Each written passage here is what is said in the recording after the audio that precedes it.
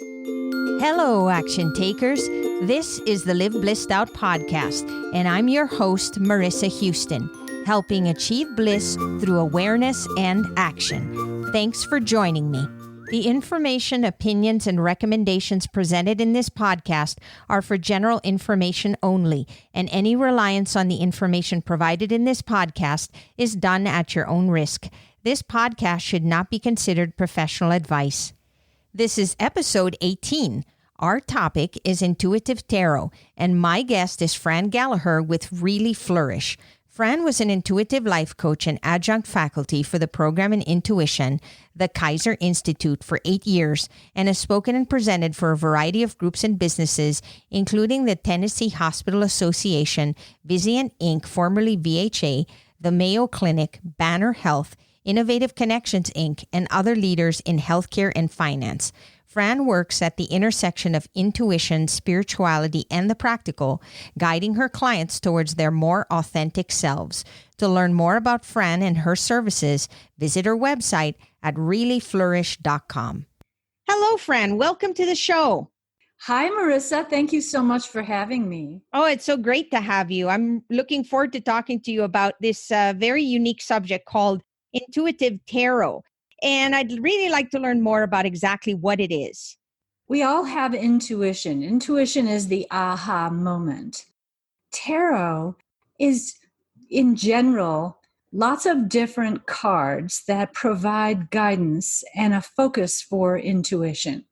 Another way to say this is whether you're looking at palms for palm reading, tea leaves for tea leaf reading, or cards for card reading, you can use those things as a focus to focus your intuition, or someone else can use it to focus their intuition to give you what is called a reading.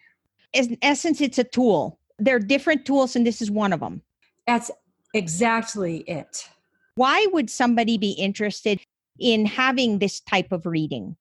The first idea is that we are all connected. There's a general notion out there that scientists are looking at the fact that somehow information, whether it's emotional information, relational kinds of information, these things pass between all of us. And some of us are more aware of that than others. Research also shows that the brain only allows us to really notice a small percentage of all the stimuli that is available to the brain. Let's say you drive to work and you don't remember everything that you saw. You can't, because you can't hold and process that much information. Let's say you've gone through your day or several weeks or whatever amount of time, and you've gathered all kinds of stimuli that you haven't unpacked, you haven't figured out. You can go to someone who is intuitive, and the idea is that they can unpack the general notion of what's going on in your life.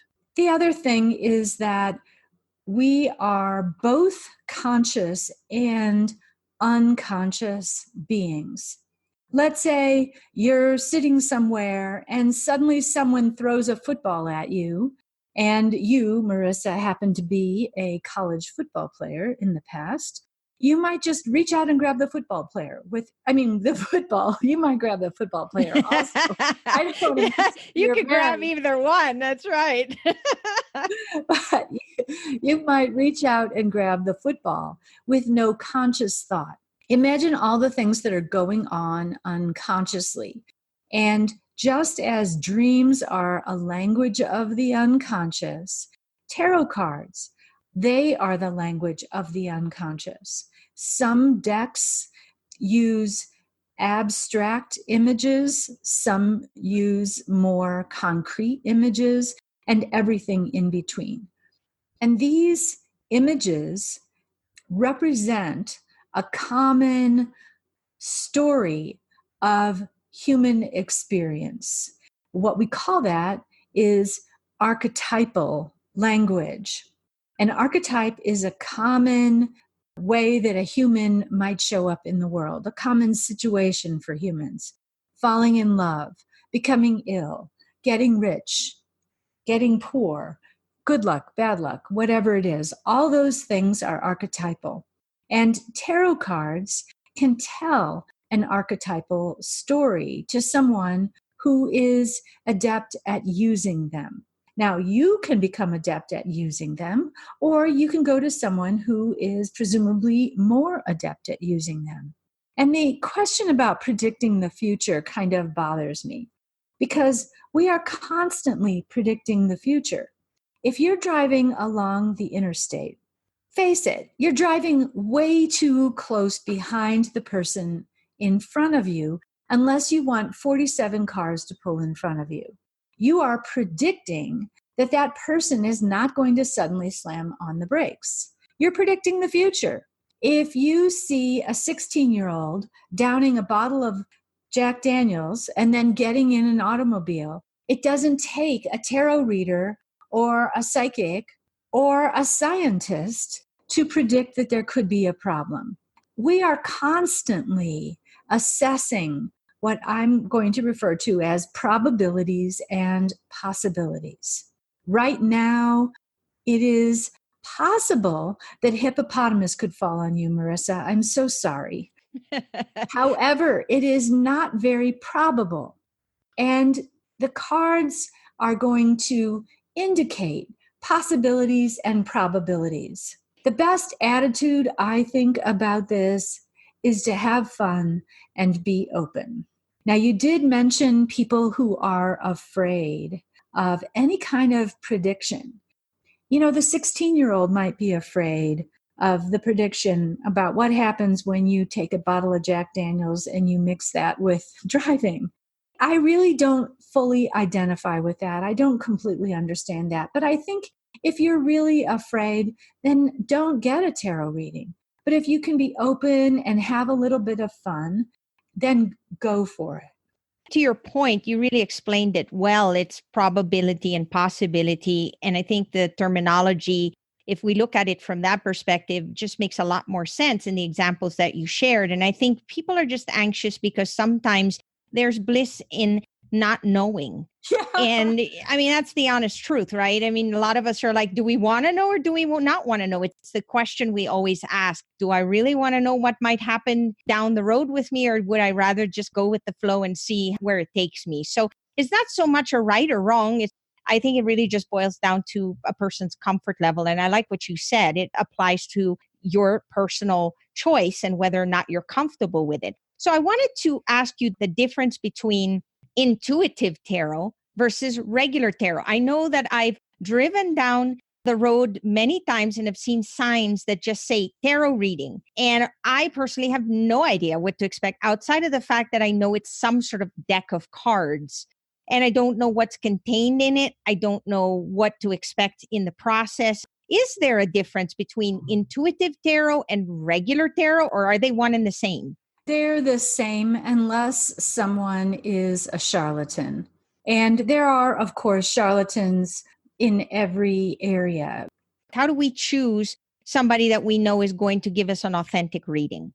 I, like you and most people, are going to be a little skeptical driving down the road and seeing the sign for a tarot reader or a palm reader. But I have to say, the few times I have stopped, I have not been disappointed. You can just notice how you feel when you talk with them. I'm going to go the long way around the barn on this.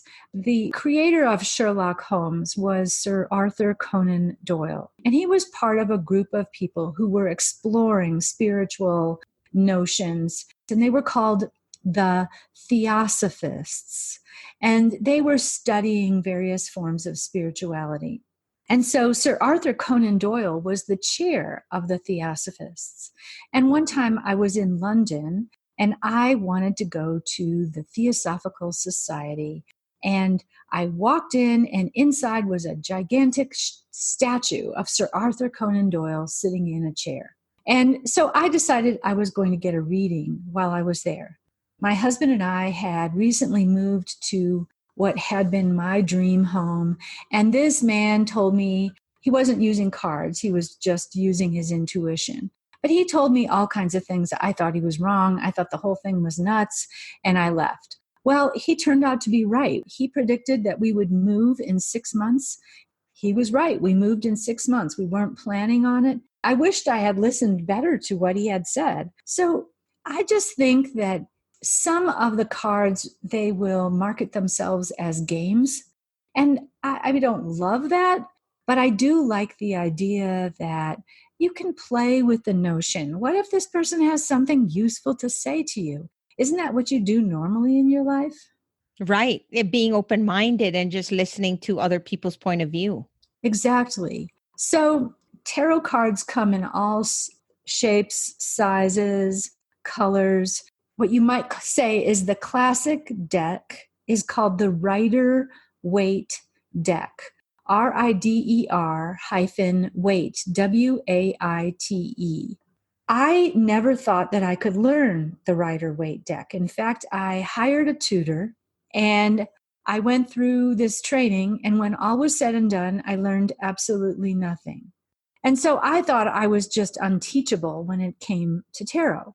And then down the road, I met a woman. I wanted to rent office space from her. She said, the only way you can rent office space is if you pay me a tutoring fee and you learn how to read the Rider-Waite deck. And okay, I paid her a fee. And do you know that in 2 brief sessions, she taught me how to read the Rider-Waite deck? And she started by telling me, take a look one time at the little book that comes with it, and then never consult that again. She taught me meanings. I've studied tarot since then. I use some of the meanings she taught me. I've updated many of them. And it is a language of the unconscious. And we can play with what you and I can come up with about what's going on in your life. Are there major suits that we should know about? Like what comprises the tarot cards? The tarot is made up of 2 decks. And this is true of the Rider-Waite deck and many decks that model themselves after the Rider-Waite deck. Not all decks model themselves after the Rider-Waite deck and are not divided into 2 decks. But the Rider-Waite deck consists of the major arcana that describes what is called the Fool's Journey. So the very first card is the Fool. So Marissa, if I pulled the Fool for you right now, the way that I read cards, I would put that in the past position. The Fool card means that someone either needs to start a journey, or they are starting a journey, or they have already started a journey. If I pulled that for you right now and it was the first card, it would mean you have already started your journey. You've already stepped off the cliff. You've already started podcasting. Then the next card is the Magician. The Fool meets the Magician, and as that woman taught me so many years ago, the Magician gives the tools for the Fool to understand the journey. And so on. Each card is a stage on a journey until the very last card is called the World. And that just means that the Fool completes that particular journey and inherits the world as a result of taking that risk. And there's all kinds of things in between. The kind of people you might meet on the way, a period of waiting that is represented by the Hanged Man, death, and death means change. If you've ever studied dream interpretation, death means change. The ego and the mind cannot distinguish between real death and the death that comes when we drop one aspect of ourselves and allow ourselves to embrace a new aspect. That's death.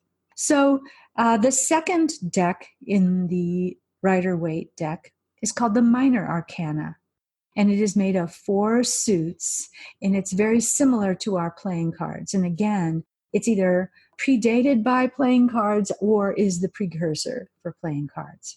And the cards go from ace to king with the addition of the page. There's Jack, Queen, King, and in tarot, there's Knight, Queen, King. And the pages are all about innocence and naivete. It might be a warning that someone is being too innocent, Or if I pulled it for you, Marissa, I would say that you are just being really open-minded. You are approaching podcasting as an adventure, as, let's see, what can I learn? How will this go? If I ask a question, do you go through both decks of cards and go through this entire process for just that one question? Or does that encompass every question together? Are they handled individually? Believe it or not, I started out my whole journey as an intuitive as a skeptic. I didn't believe in any of this. And I feel that I was kind of forced by my own life to embrace the spiritual, embrace my own intuition, and embrace these different tools for accessing the intuition. I've had many teachers. One of my mentors, she told me, there is no card that does not come without guidance. And what that means is I shuffle the cards and I think about the person I'm with. So if I were with you, Marissa, I would knock on the deck to knock the previous person out of the deck who I may have read for, whether it was me or someone else. And then I'd be thinking of you while I shuffled the cards. Now, I don't generally start with you asking me questions. I start pulling cards. I do a really simple spread. I don't do the Celtic cross. I don't do any of the fancy spreads that some people use. I lay the first card down and it's in the past position. The next card is the present, and it tells a story from there.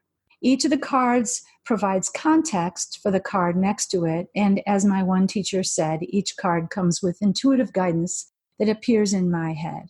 Now, at some point, I'm going to ask you questions, maybe from the very first card, and we're going to have a conversation. If we play with the cards, it tells a story. If I get lots and lots of good cards for you, I'm going to say, well, I think we might want to stop right here. Do you have any questions? And the person says, well, I forgot to ask you this at the beginning, but we're thinking of, adopting a baby / dog / boat. What do you think? I might pull a card for that. We might play around with a few questions, or the person might sit back and have a pretty awestruck look on their face and feel like, no, I think I'm pretty full.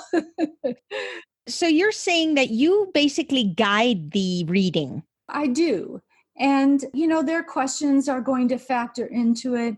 But from the very first moment that I'm shuffling the cards, I'm actually getting information for the person. I do eye contact in real life. But when I'm reading, and that's the word you use for intuitively accessing information for someone, I look off into space. Sometimes people will look to try to see what I'm looking at. And it's just nothing. It's because I'm getting an inner vision for that person. We all have this ability. It's just that I've learned how to access it. I do so regularly. I know how to deal with my doubts. I'm going to have doubts. Just the other day, a friend said she was having trouble at work. And she was having problems with this one particular guy, and she named him. And I said, well, he's looking for another job. And as soon as I said it, I thought, oh, Fran, you should have thought about that for a moment. And she said, oh, he is looking for another job. And then he's going to get a job. It could be as soon as next week, which is exactly what happened. But that kind of conversation, that flow between I get a piece of information, I share it with you, you confirm or deny that, and we go forward back and forth. To me, that's the most fun. It's the most productive.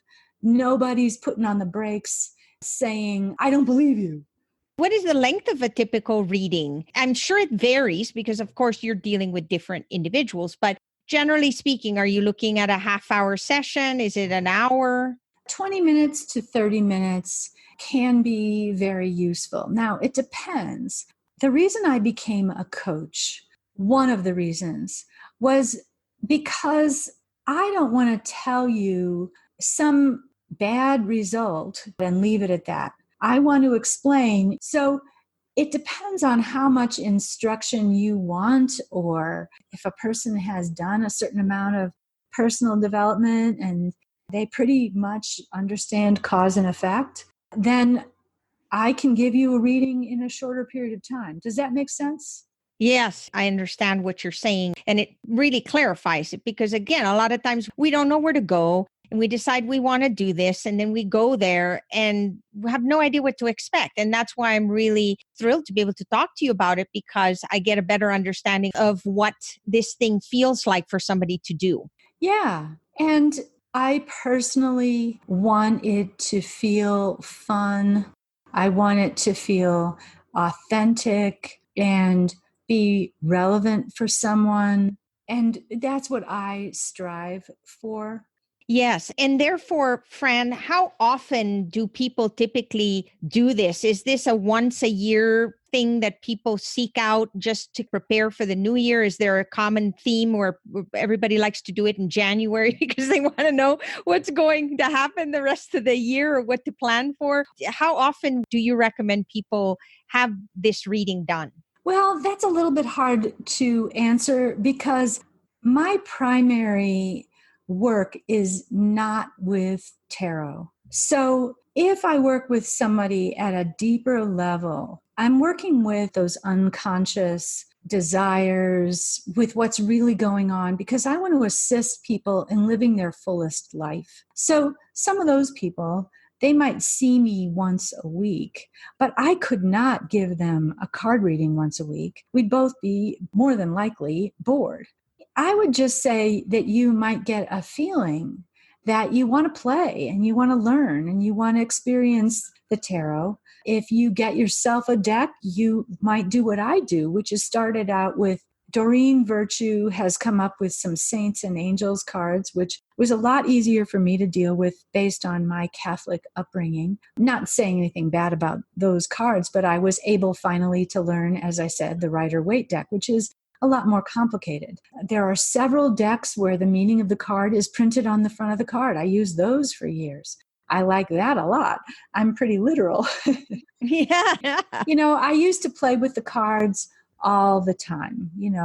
At least once a week, I played with cards by myself with my own deck. Over time, I don't do it as much. I love to teach other people. I think it's a wonderful tool for us to discover what's going on with us, with ourselves. Some people like to just every couple months they get a reading. It varies greatly. I wait until I feel pretty strongly that I need to get a reading because, to be frank, there's not that many people at this point I feel drawn to. At one time, I did it more frequently. It's a personal preference. You decide how you're feeling at that moment in time and whether or not you want to have it. And then you can just have it at that point. And that could be as often as however you want it to be, really, right? Right. Yeah. And, Okay. my rule of thumb is if I'm close to hysterical, I'm not going to read cards for myself. And I'm probably not going to go to a card reader because my emotional level is too high and I'm going to muddy the waters. That's a good tip, actually. Yes. If you're really, really upset, it's a lot of weight to put on something like a card reading. I was just going to ask you if you had a tip. People who were interested and know nothing about it and are curious, want to know what to expect. They don't know when to do it, how often to do it, what happens when you're there. And this conversation cleared that up for all of us so that if there is somebody out there who's on the fence going, I really wanted to try and do this tarot reading. What's this about? Should I pursue it? Well, at least now they'll have all the knowledge that they need to make that decision for themselves. And what I would suggest, go to a bookstore or go online and look around and see if there is a deck where the images or the ideas appeal to you. Then play with that, order that deck, buy that deck, and play with it.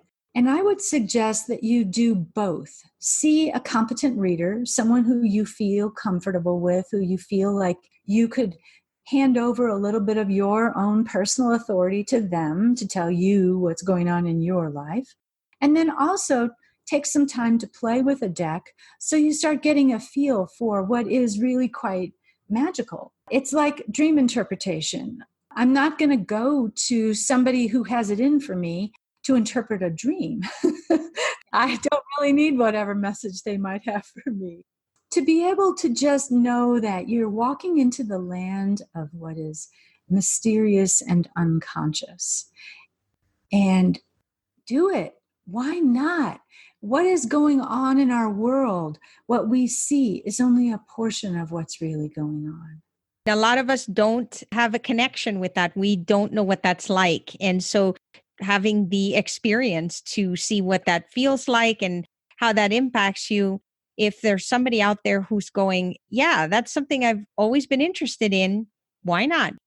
Just imagine that there is a world taking place below your ability to perceive it. And there are people who can help you perceive it. Oh my goodness, Fran, this was so much fun. I really enjoyed learning about something that is completely different for most of us, right? I'm sure there's going to be listeners out there who are familiar with it and actually use it, but there are a lot of us like me who came from it from a place of not knowing. And I really just enjoyed the conversation, learning about what to expect and what this does. So thank you so much for being my guest today, Fran. Thank you so much for having me on your podcast, Marissa. I so appreciate it. Same here. What's your best practice for developing your intuition? Send us a tweet at LBO Podcast. Thanks for listening, and thanks to Fran Gallaher for being my guest. If you find value in our show, please visit liveblissedout.com to reach out, subscribe, and share on social media. This show is made possible through listeners like you. Thank you. So long for now, and remember to keep moving forward.